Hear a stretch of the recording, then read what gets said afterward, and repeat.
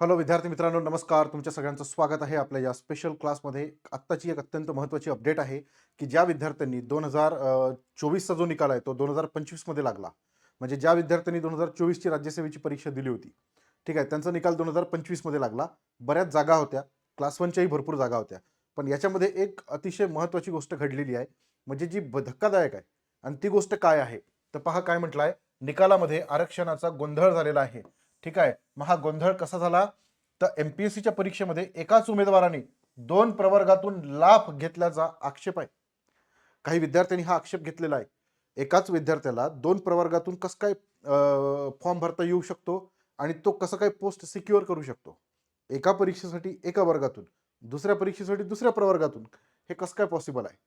तर ही जी बातमी आहे, ही बातमी आलेली आहे. मला ती तुम्हाला सांगायची होती आणि डिटेलमध्ये बातमी सांगतो. तुम्हाला हे बारीक अक्षरात दिसणार नाही, कारण हे एकदम ब्लर फॉर्मॅटमध्ये मिळालेली आहे.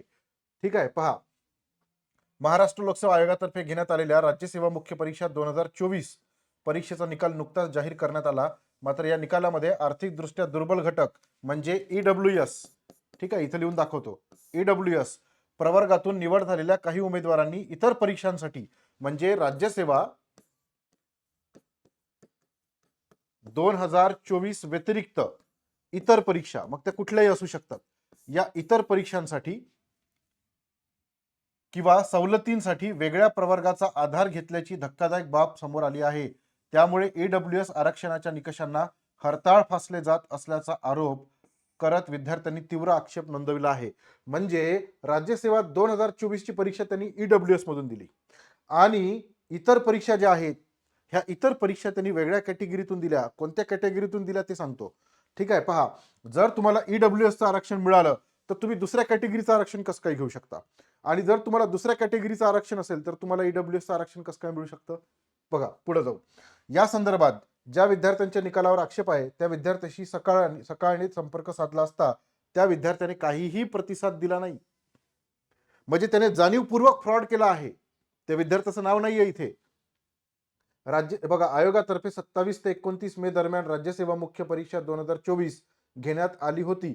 यानंतर मुलाखतीसाठी पात्र ठरलेल्या 1516 उमेदवारांच्या वैयक्तिक मुलाखती 30 ऑक्टोबर पर्यंत पार पडल्या. अंतिम निकालानंतर आयोगाने उमेदवारांना पदनिवडीची संधी दिली.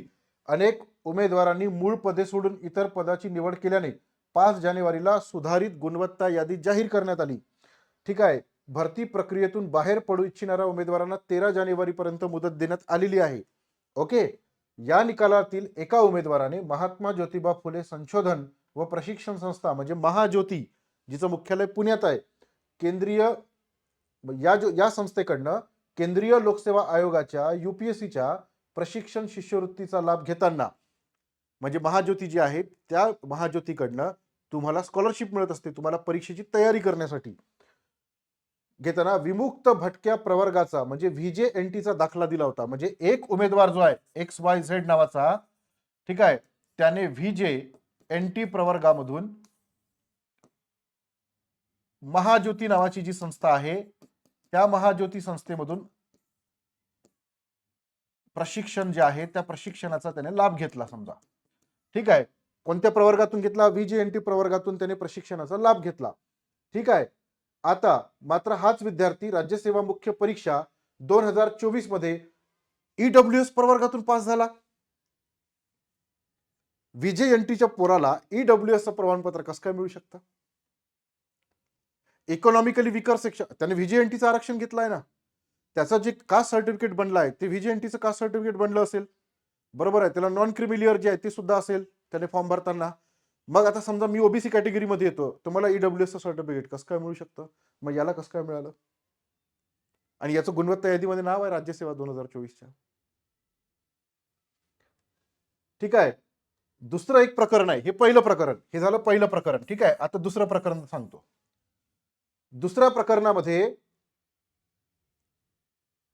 एका उमेदवाराने 2018 मध्ये वनसेवा मुख्य परीक्षा ओबीसी मधून दिली. 2018 मध्ये वनसेवा ही जी परीक्षा आहे, ठीक आहे, वनसेवा मुख्य परीक्षा कोणत्या कॅटेगरीतून दिली? ओबीसी कॅटेगरी मधून दिली. ठीक आहे. मात्र राज्यसेवा मुख्य परीक्षा 2024, राज्यसेवा मुख्य परीक्षा 2024 त्याने कोणत्या कॅटेगरीतून दिली? ईडब्ल्यूएस प्रवर्गातून दिली. ज्या विद्यार्थी 2018 मध्ये ओबीसी आहे तो ईडब्ल्यूएस कसं काय बनू शकतो?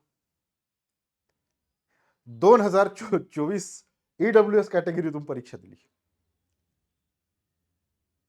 जो आधी ओपन कॅटेगरीमध्ये होता, ठीक आहे, पण ज्याचं उत्पन्न जे आहे हे उत्पन्न कमी आहे, इकॉनॉमिकली तो विकर आहे, अशा विद्यार्थ्यांना ईडब्ल्यूएसचा फायदा मिळाला होता, आहे की नाही? मग आता जो 2018 मध्ये ओबीसी होता तो 2024 मध्ये ईडब्ल्यूएस कसा? त्याने ट्रान्सफॉर्मर पिक्चर पाहिला असेल का? पहिले ट्रक होता, मग डायरेक्ट नंतर तो बॉडी बिल्डर बनतो, किंवा पहिले बॉडी बिल्डर होता नंतर ट्रक बनला. हे कसं काय पॉसिबल आहे? म्हणजे हा पोरगा 2024 मधून सिलेक्ट झाला अधिकारी पदासाठी, बरं तसं नाव आहे, कोणत्या कॅटेगरीतून? ईडब्ल्यूएस. हे पॉसिबल नाही ना, असं जमत नाही ना, बरोबर आहे की नाही? उघड झाले आहे. त्यामुळे ईडब्ल्यूएस आरक्षण हे केवळ खुल्या प्रवर्गातील अल्प उत्पन्न गटाला आहे. खुल्या प्रवर्गातील ज्यांचं उत्पन्न कमी आहे त्यांना ईडब्ल्यूएस आरक्षण आहे. असताना दुसऱ्या आरक्षित प्रवर्गातील म्हणजे ओबीसी, व्हीजे यांना ईडब्ल्यूएसचं प्रमाणपत्र दिलं कोणी? आणि लाभ कस काय घेतला? मग ज्यांना प्रमाणपत्र दिलं त्याला सस्पेंड करायला पाहिजे, नोकरीतून बाहेर काढायला पाहिजे, आणि हे जे 2 पोरं यांच्यावर कायमची बंदी घालायला पाहिजे, जर हे दोषी सापडले तर. वर क्षणी तर हे दोषी दिसत आहे, ठीक आहे. तर असा प्रश्न विद्यार्थ्यांनी उपस्थित केला आहे. याविषयी विद्यार्थी मोईन शेख म्हणाला की 2 वेगवेगळ्या प्रवर्गातून आरक्षणाचा लाभ घेणे ही अत्यंत गंभीर आणि अन्यायकारक बाब आहे. अशा उमेदवारामुळे प्रामाणिक आणि गरजू विद्यार्थ्यांवर मोठा अन्याय होत आहे. मागासवर्गीय प्रवर्गासाठी जात पडताळणी समितीची कडक यंत्रणा आहे. तशीच यंत्रणा आता ईडब्ल्यूएस प्रमाणपत्राच्या वैधतेसाठी तातडीने कार्यान्वित करणे काळाची गरज आहे. याच्यामध्ये लूप होल्स आहे, त्याचा फायदा यांनी घेतला. जर ही गोष्ट खरी असेल आणि हे विद्यार्थी अधिकारी बनले तर हे प्रशासनामध्ये गेल्यानंतर किती कारभारपणा करेल, आहे की नाही? भयंकर आहे. सरकारी नोकरी आणि शैक्षणिक संस्थांमध्ये आर्थिकदृष्ट्या दुर्बल घटकासाठी 10% आरक्षणाची तरतूद आहे. 103 वी घटना दुरुस्ती याच्याशी संदर्भात आहे. आणि अनुसूचित जाती आणि इतर मागासवर्गीयांसाठी असलेल्या 50% आरक्षणाच्या व्यतिरिक्त हे 10% आरक्षण हे सगळं तुमच्या लोकांना माहिती आहे. तर हा जो सगळा प्रकार घडलेला आहे हा जाणीवपूर्वक प्रकार घडलेला आहे, कारण याच्या आधी त्यांनी वेगळा जी आरक्षण आहे त्याचा लाभ घेतला, मग नंतर ईडब्ल्यूएस मधून फॉर्म भरताना त्यांनी तसे डॉक्युमेंट काढलेले असतील. तर पूजा खेडकरचं प्रकरण थोडंसं याच पद्धतीचं प्रकरण होतं की नाही, पण थोडंसं वेगळ्या प्रकारचं होतं. तर हे नवीन पूजा खेडकर महाराष्ट्रामध्ये निर्माण झाले आहे का असा प्रश्न निर्माण होतो. मग प्रामाणिकपणे रात्रंदिवस अभ्यास करणारे, ठीक आहे, उघड्या डोळ्यांनी स्वप्न पाहणाऱ्या विद्यार्थ्यांवर ज्याने एका मार्काने ज्याचा नंबर गेलेला आहे, किंवा ह्या पोरग जे आहे ज्याने हा फ्रॉड केला याच्या खाली ज्याचा नंबर आहे जो वेटिंग लिस्ट क्रमांक 1 वर आहे त्याच्यावर अन्याय नाही आहे का? आहे ना, ठीक आहे. त्याच्यामुळे ही जी बातमी आहे ही सकाळ नावाचा जो न्यूजपेपर आहे त्याला आलेली आहे आणि ही खतरनाक बातमी आहे, ठीक आहे. तर याच्यावर लवकरात लवकर कारवाई जी आहे ती एमपीएससीने केली पाहिजे. संबंधित विद्यार्थ्याची चौकशी करून त्याला बाहेर काढलं पाहिजे प्रक्रियेतून, ठीक आहे. तर अशा संदर्भातल्या जर काही महत्त्वाच्या न्यूज राहिल्या तर मी त्या तुमच्यापर्यंत नक्की घेऊन येईल. जर तुम्ही नवीन असाल तर आपल्या चॅनलला नक्की सबस्क्राईब करा. आता ग्रुप सी ची परीक्षा आहे आपली, तर त्या परीक्षेची तयारी तुम्ही करा. आज रात्री 9 वाजता आपलं रिव्हिजन सेशन आहे. उद्या मॅरेथॉन आहे, तुम्ही त्याला नक्की एनरोल करा. Okay, thank you very much. Bye bye, take care.